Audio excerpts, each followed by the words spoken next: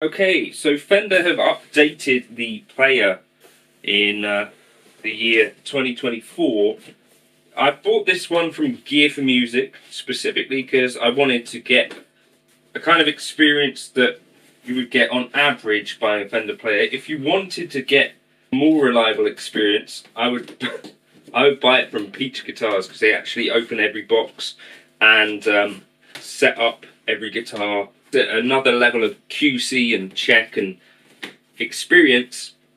Anyway, my questions around the Fender player, well, return to form in some aspects. There's the trem, and they got some really nice colours. If you've got questions about the guitar, I think if you want to leave some in the comments, and I'll do like a follow-up, just because I'm trying to, you know, think of things that I would be interested in as a guitarist. Of course, these are, well, this says Ensenada. Really, okay, well, I'm going to have to show you some issues with this guitar then. So, I was really impressed with the look of the wood, of the finish actually. Like, it's a really pretty guitar.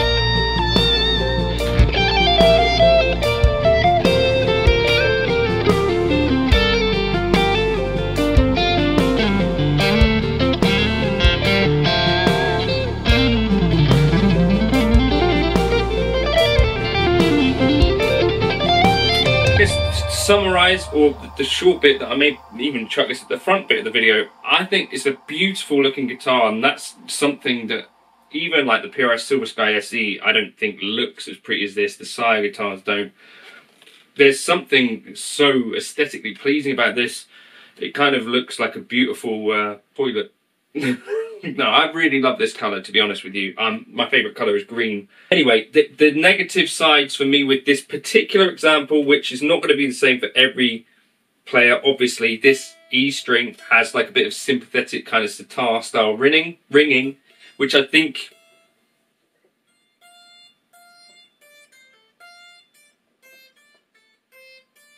you can probably hear. Then there's some small cracks at both sides of the neck pocket, which is in some ways difficult to avoid. That can happen on expensive guitars too. The nut maybe is not the prettiest cut ever, and there's like some powder left on the fretboard. The only real deal breaker for me is this on the back of the neck, which I'm going to show you where.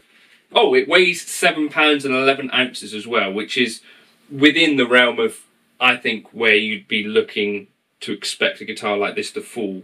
Sort of between £7.5. A little bit beyond that is okay. A little bit lower than that is okay too. This channel is supported by TrueFire. TrueFire is an online library of lessons from some of my favourite players. There's thousands of lessons on there. You can use the promo code JNC40 to get 40% off of any of their courses. So, we're looking good up to here. I'm not exactly sure what that is. Will that come off, or is that... It's like a bit of lacquery stuff. So that's one kind of thing that's jumping out at me. That's what the back of the headstock looks like. It normally would say made in Mexico, wouldn't it? The body colour, really nice. We're looking good in general here.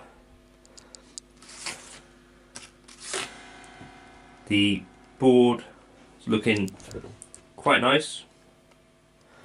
Let's get a close up of the frets.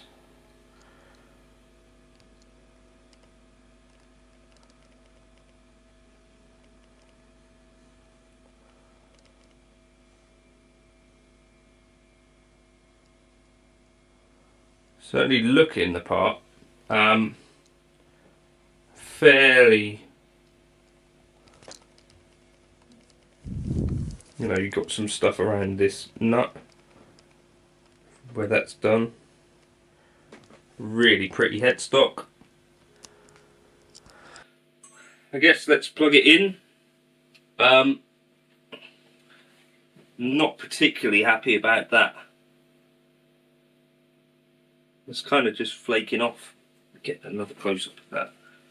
I've never seen a guitar doing that straight out of the box. That kind of thing, I guess, might have happened in transit. Or the other nasty alternative for what is happening here is that skunk stripe is starting to lift out, which is then pushing the lacquer away from it. Could it be that? Really solid feeling tuners. The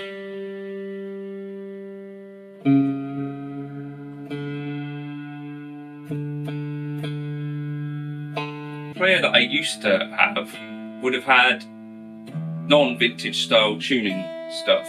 I think they were like the sealed type.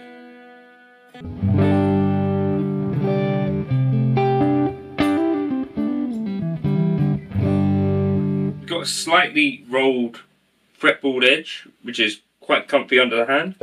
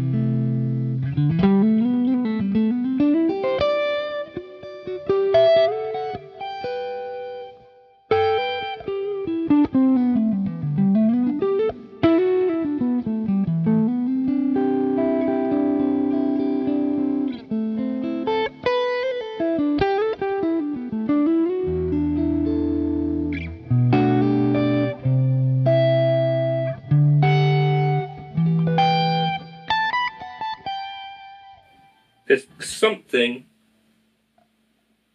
kind of doing that banjo on this string, whether that's at this nut.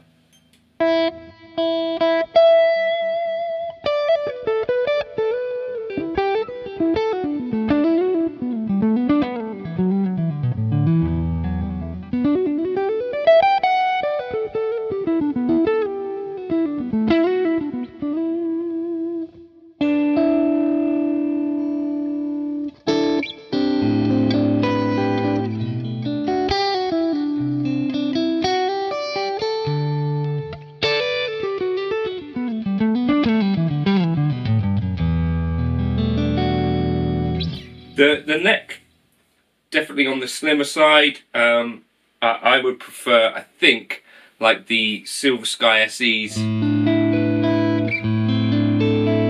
have a slightly chunkier feeling neck than this, not massively.